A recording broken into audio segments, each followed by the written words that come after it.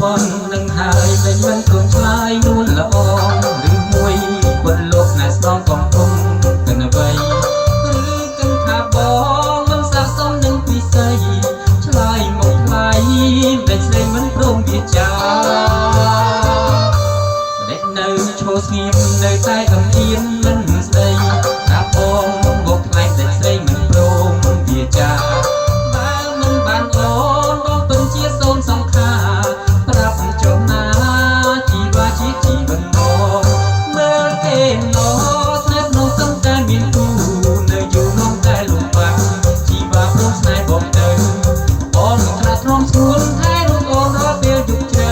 ស្រឡាញ់បងទៅបើអើយកុំនៅយូរពេកអស្ចារ្យជីវ៉ានាងព្រមស្នេហ៍ខ្ញុំហើយអរគុណណាស់អូនហើយដែលអូនព្រមស្នេហ៍រួមបងចាប់ពីថ្ងៃនេះបងនឹងរក្សារ៉ាប់រងស្រស់មូលអ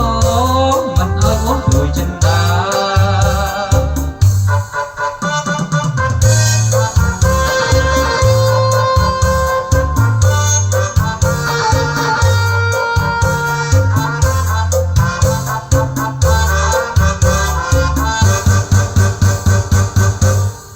មើលគេណោស្នេហ៍ស្នងសឹកតែមានគូនៅយូរនំតែលំបាក់ជីវ៉ាព្រមស្នេហ៍បងទៅ